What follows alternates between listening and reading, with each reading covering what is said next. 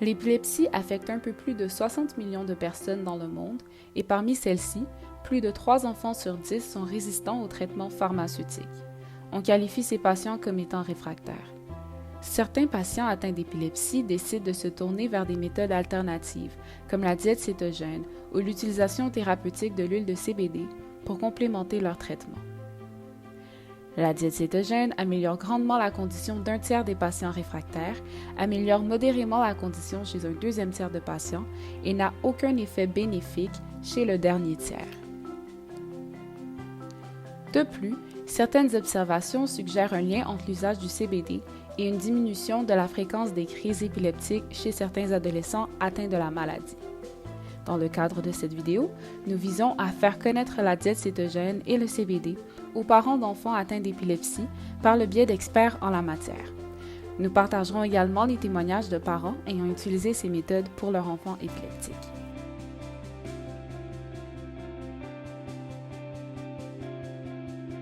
Plusieurs traitements pour l'épilepsie. Juste pour faire un petit survol, en fait, il y a peut-être 30% de nos patients qui sont réfractaires à la médication, donc c'est-à-dire avoir échoué à au moins 2 traitements antiépileptiques, mais les traitements habituels, c'est des médicaments. Donc, on a à peu près une vingtaine, 15-20 médicaments qu'on utilise de manière assez routinière pour traiter l'épilepsie. Mais chez nos patients réfractaires, bien, on va vers d'autres thérapies. Puis là, d'autres thérapies, on peut penser à la chirurgie d'épilepsie. Donc, on les investigue pour savoir si c'est des candidats de chirurgie. Donc, aller opérer l'endroit d'où proviennent les convulsions. Sinon, on a la diète cétogène, que maintenant les gens connaissent bien parce que les gens, c'est la grosse mode en ce moment, mais ça fait 100 ans qu'on s'est utilisé pour l'épilepsie. Et l'autre chose, c'est le stimulateur du nerf vague qu'on utilise aussi chez nos patients réfractaires. Et depuis récemment, on investigue la possibilité que le cannabis thérapeutique soit un traitement qui pourrait être efficace. Le CBD est une composante du cannabis et est en fait une molécule, comme n'importe quel autre médicament, qui agit pour traiter les crises d'épilepsie.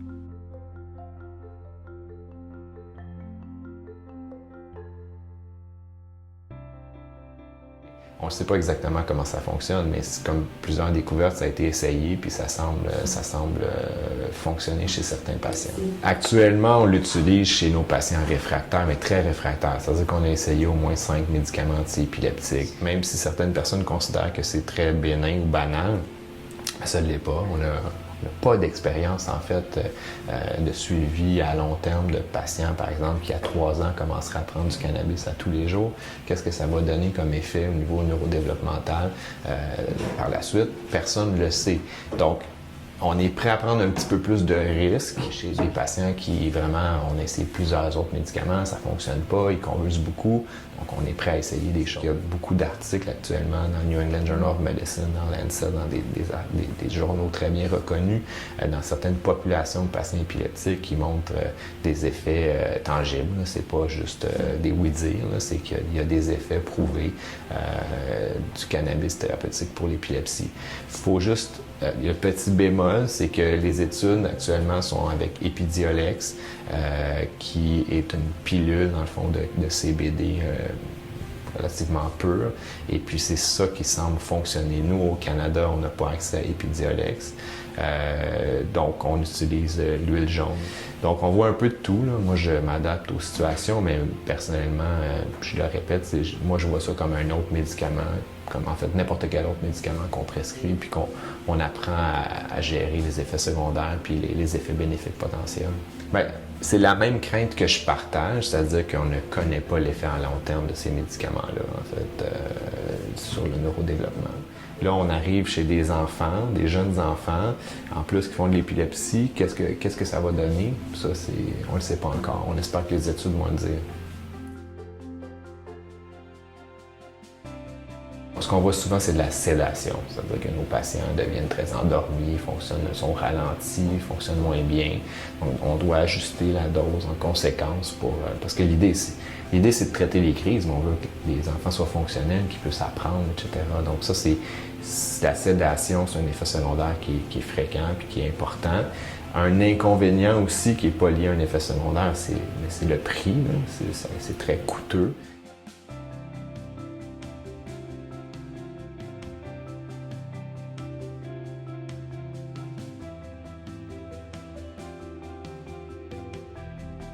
La diète cétogène, en fait, c'est une diète qui est très limitée en glucides, qui est très, très riche en lipides, puis qu'on utilise comme traitement de l'épilepsie. Ce qu'on croit, c'est que quand on fait la diète cétogène, ça produit des corps cétoniques, d'où le nom. Puis les corps cétoniques, ça serait comme une espèce d'anticonvulsivant naturel là, que le corps produit. Puis on pense, bien, c'est ce que l'hypothèse là, qui revient le plus souvent. Puis pratiquement, c'est sûr que ça a vraiment un impact sur le contrôle de l'épilepsie. Pour l'instant, c'est vraiment plus réservé aux enfants avec une épilepsie pharmacorésistante, chez qui on a essayé plusieurs médicaments, puis malheureusement, ça ne fonctionne pas. Dans la littérature, c'est un peu différent. On suggère qu'après 2 tentatives ou 2 essais de médicaments, suite à l'échec, on peut considérer la diète, mais en pratique, on attend un peu plus longtemps. Pourquoi? Parce que c'est sûr qu'entre prendre une pilule à tous les jours puis faire la diète, c'est sûr que c'est plus contraignant faire la diète. C'est pour ça qu'on se dit, bon, on va attendre, puis quand on est rendu à l'étape, mais les parents, peut-être qu'ils vont essayer un peu plus longtemps, puis ils vont flancher moins facilement, parce que c'est sûr de refuser à son enfant tel ou tel aliment qu'il réclame, c'est pas toujours facile. Mais les effets secondaires, si tu veux, c'est sûr qu'il y en a. Les principaux, il y a la constipation, l'acidose métabolique qui est possible. Ça peut amener des lithiases rénales, ça peut jouer sur le bilan lipidique malgré que c'est assez rare. Donc ça, c'est les effets secondaires les plus fréquents. Ça ne veut pas dire que ça va toujours arriver pour chaque patient, mais c'est pas sans effet secondaire. Moi, je compare à comme si l'enfant devenait un peu allergique au sucre. Fait qu'il y a les contraintes de quand on part en voyage, quand on va dans une fête d'amis, tout ça qu'on ne peut pas manger comme le reste des autres amis. Là, il faut faire des petits ajustements. Je trouve que le principal avantage, c'est qu'on n'a pas les effets au plan cognitif comme plusieurs anticonvulsivants qui peuvent amener de la somnolence, qui peuvent amener une espèce de ralentissement psychomoteur, qui peuvent jouer sur la concentration. Avec la diète, on n'a pas du tout d'impact à ce niveau-là, ce qui est intéressant, même qu'il y a certaines études qui disent que ça pourrait même améliorer chez les patients là, leur vivacité d'esprit, leur concentration, qu'ils soient plus présents. Tous les enfants qui suivent la diète doivent prendre des suppléments de vitamines et de minéraux. Il y a une multivitamine qu'ils doivent absolument prendre. Puis, selon ce qu'ils consomment, on rajoute au besoin calcium, vitamine D. C'est vraiment primordial là, si on fait une diète cétogène qu'il y ait une supplémentation parce que c'est clair que avec ce qu'ils consomment, ils ne couvrent pas tous leurs besoins. Mon fiston a 7 ans. Il a été diagnostiqué épileptique à l'âge de 26 mois. Charles-Étienne est épileptique réfractaire à la médication. Donc, on en a utilisé plusieurs avant de trouver un quasi-équilibre pour les crises d'épilepsie. Mon nom c'est Abdelmalek Boukiza, donc l'enfant qui est Myriam et ma fille. Donc voilà. Actuellement elle a 14 ans, donc elle vient de faire 14 ans au mois de janvier. À partir de 5 ans, on a diagnostiqué ce qu'on appelle des symptômes d'épilepsie, mais officiellement ça a été, je pense, lorsqu'elle a été en première année ou en maternelle. Ce qu'on appelle une épilepsie à double cortex cérébral. Donc c'est une épilepsie qui touche l'ensemble du cerveau. Donc il n'y a pas un seul foyer épileptique.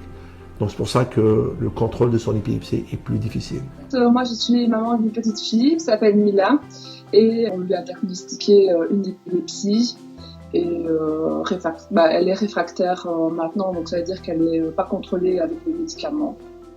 Je vous dirais c'est l'enfer pour elle avant que ça le soit pour nous, parce que c'est clair qu'elle voit qu'elle est différente des autres gens. Donc elle n'a pas un comportement ou bien une vie comme n'importe quelle personne.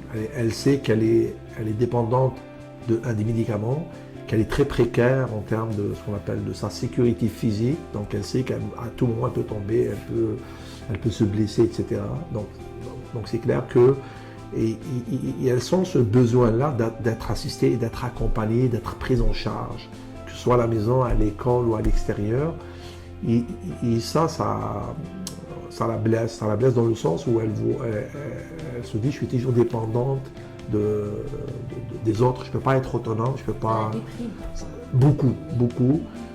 Aussi, ces crises-là l'empêchent d'avoir des amis, par exemple. Elle n'a pas d'amis. C'est beaucoup de travail pour nous, en particulier ma femme, parce que souvent, c'est elle qui est à la maison.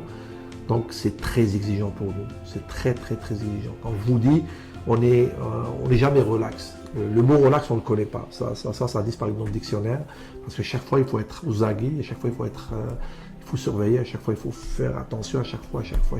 C'est clair que l'effet des médicaments, ça calme les crises, mais pas de façon drastique. Pour moi, il n'y a pas encore un contrôle clair par les médicaments, mais aussi, ça engendre ce qu'on appelle un effet secondaire au niveau de la cognitive, au niveau du comportement de la personne elle-même.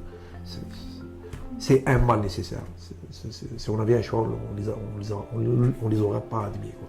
Avec la médication de l'acide valproïque, il n'y a pas eu vraiment d'effet secondaire.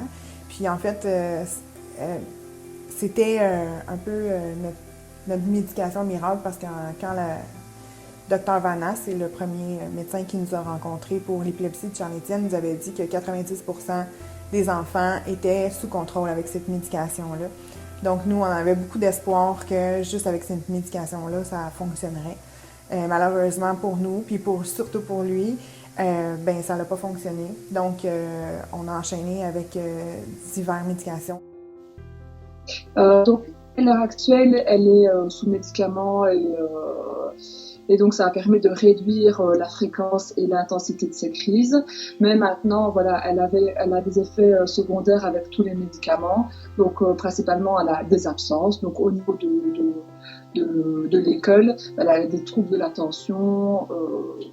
Elle a des tremblements au niveau de ses mains, donc elle a des difficultés pour manger toute seule parce que voilà, prendre la cuillère, la mettre dans la bouche, faire des tâches de la vie de tous les jours, c'est compliqué, comme s'habiller, mettre des chaussettes, mettre des chaussures, un manteau, la même chose pour se laver les dents. Vraiment, au niveau de la dextérité et la motricité, c'est compliqué. Parce qu'elle a les effets secondaires en plus des absences et d'une grosse crise d'épilepsie.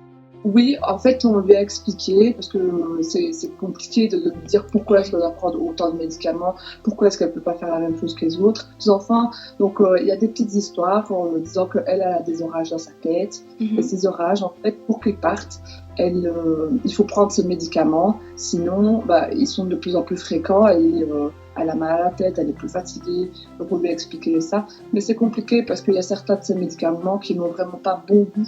Et donc, elle s'égare tous les matins, celui-là, le matin, elle a vraiment difficile. Et donc, on essaie de camoufler le goût, mais c'est compliqué, elle ne veut pas, c'est pas bon. Et puis, elle dit, moi, pourquoi je prends vraiment et pas les autres? On a essayé la diète cétogène, on a été pendant 3 ans de temps sur la diète cétogène qui a eu un grand effet bénéfique sur l'épilepsie de Charles-Étienne. Par contre, c'est sûr, il n'a pas été chanceux, là, il faisait partie du petit pourcentage que les effets secondaires étaient très importants. Mais je peux pas dire que je compte ça, loin de là. Ça a eu vraiment un effet bénéfique sur la vie de Charles-Étienne. Je dois dire que la diète cétogène, c'est très demandant, c'est très exigeant, autant pour maman que pour fiston. Faut gérer aussi des crises de colère parce qu'il peut pas manger ce qu'il veut. Il faut gérer le jeûne aussi parce que dans le fond, il peut pas manger de collation. Et c'est aussi au niveau social. L'alimentation, c'est quand tu te rends compte que tu es sous diète restrictive, bien que c'est au niveau social que ça en prend vraiment un coup. Mais on a continué à faire la diète quand même parce que justement les effets étaient tellement bénéfiques sur l'épilepsie de Charles-Étienne que ça en valait le coup. Que ce soit la diète cétogène, Mila, étant donné qu'elle est arrivée à une dose max de tous les antiépileptiques qu'elle peut avoir pour son âge et qu'elle avait une épilepsie réfractaire, elle a un traitement de diète cétogène, donc elle a un régime particulier qui fait que ça a permis de réduire 50% de ses crises et de l'intensité. Ça, c'est mon avis personnel. Tout ce qui est maladie, ce qu'on appelle cérébrale, c'est erreur. Et c'est les médecins, jusqu'à maintenant, ils nous ont recommandé ce qu'on appelle d'aller sur la diète cétogène. On le suit religieusement. C'est très drastique pour Myriam parce qu'elle mange rien, ni bonbons, ni gâteaux, ni rien du tout. Ce qu'on constate, c'est qu'il y a une certaine réduction de ce qu'on appelle des crises, mais pas de façon stable. Donc, certains jours, il n'y a pas trop de crises, mais certains jours, ça revient. Donc, pour nous, ça n'a pas été très concluant. C'est sûr que le cannabidiol, quand il est bien utilisé, quand il est bien dosé, donc c'est sûr qu'il faut choisir sa compagnie. Donc, je pense que ça peut fonctionner un peu pour tout le monde. Un peu comme la diète cétogène, un peu comme la chambre hyperbare, un peu comme toutes ces médecines alternatives-là, parce que c'est qu'en fait, on traite l'épilepsie, on traite le symptôme, mais on ne traite pas la cause. Donc, qu'est-ce qui cause l'épilepsie? Donc, je crois qu'on devrait axer davantage sur la cause et non seulement sur les symptômes. On a aussi ici ce qu'on appelle le cannabis, ce qu'on appelle l'huile de cannabis, le CBD. En plus, le problème du CBD, c'est qu'on n'est même pas remboursé. Le gouvernement, ni les assurances privées, ils donnent $0. Là, donc on est laissé un petit peu au pâturage. Là. Ça nous coûtait l'équivalent de $350 par 300 à $400 par mois. Oui, la bouteille elle fait $75. Elle prenait comme 4-5 bouteilles par mois. Donc $0. Donc vous assumez ça à votre poche. Mais si ça a donné un résultat, on aurait dit waouh, on accepterait ça, mais malheureusement même le CBD n'a rien donné comme résultat. Nous, tout ce qui peut arranger l'état de Myriam, on ne dira pas non. Là. Donc la perception était que on est toujours positif, on essaie toujours d'avoir ce qu'on appelle un espoir par rapport à ça, mais je voudrais plus le temps passe, je suis plus sceptique dans le fond. C'est sûr qu'il y a eu des hauts et des bas, prenant en considération aussi que Charles-Étienne a grandi, puis que dans le fond l'épilepsie aussi a évolué. Donc avant la diète cétogène, il faisait seulement des absences et des crises myocloniques. Par contre, dans le fond, dès la première semaine, ça, là, on s'entend, là, on parle pas de miracle, mais presque. Donc, dès la première semaine, on a passé de 60 crises par jour à plus aucune. Donc, c'était seulement, je vais dire plus aucune, là, mais mettons, c'était entre 3 et 5. Là. Puis après 3 mois, il n'y en avait plus, avec la diète cétogène. C'est ça, voilà. Ça permet en fait de réduire ces crises en n'ayant pas tous les effets secondaires des médicaments, que ce soit la fatigue, la nervosité, changement d'humeur. Et voilà, donc nous, on n'était pas sûr que ça marche, étant donné que des fois, par exemple, ça ne marche pas du tout. Des fois, ça marche très bien et ça permet de les rendre libres de crise. Et des fois, voilà, ça améliore 50%. D'un enfant à l'autre, ça diffère. C'est comme les médicaments, d'une personne à l'autre, c'est également. Donc, on a testé et ici, dans notre cas, ça permet de réduire de 50%. Bien, ce que j'ai aimé, c'est qu'en fait, je savais pertinemment comment mon garçon pouvait se sentir à l'intérieur de lui-même. Mon garçon ne parle pas, mon garçon n'est pas capable de s'exprimer. Donc, pour moi, c'est très difficile de faire ingérer un produit dont je ne suis pas capable de mesurer les effets secondaires chez mon garçon. En étant sous diète cétogène, je comprenais qu'elle était... oui, il peut y avoir des étourdissements ou quoi que ce soit, mais je veux dire, rien à comparer aux effets secondaires de la pharmacologie. Pour le CBD, comme je le disais, la première difficulté, c'est l'approvisionnement, parce qu'on était approvisionné de façon assez stricte. Il fallait faire affaire avec une compagnie, je pense à Toronto. Ils envoient ça par ce qu'on appelle FedEx, des choses comme ça, de 1. Toujours faire la commande et attendre. C'est ça. Le deuxième point, comme je le disais, c'est que le CBD coûte très cher et les assurances, que ce soit publiques ou privées, ne couvrent pas ça. Le troisième élément qui est très important aussi pour le CBD, c'est qu'on ne peut pas voyager avec. Donc, si elle doit prendre du CBD, par exemple, étant en voyage, on ne peut pas. Donc, tu ne peux pas traverser les frontières, ni prendre ça en avion. Donc, ça c'est en termes de contraintes de logistique et de consommation. Si je reviens à la diète cétogène, c'est la même chose. Ce qu'elle consomme, les produits qu'elle doit consommer, se comptent sur les bouts des doigts. Donc, il n'y a pas dans ce qu'on appelle sur le marché, il n'y a pas ce qu'on appelle de produits divers pour ce qu'on appelle la diète, pour répondre à cette diète cétogène. Mais les alternatives qui sont à ça se comptent sur les bouts des doigts et leur prix est aussi dispendieux. Donc, je reviens toujours à la logistique. En termes de logistique, il n'y a pas grand-chose. Donc, je pense qu'il faut utiliser cette stratégie-là d'essai-erreur, un peu comme on fait aussi avec la médication. Donc, je pense qu'on doit essayer les choses, voir si ça fonctionne, ne pas essayer d'acheter du rêve, parce qu'il faut se garder une certaine objectivité comme parent. Ce qui est très difficile parce que tout ce qu'on veut, c'est que notre enfant soit le mieux possible puis qu'il guérisse.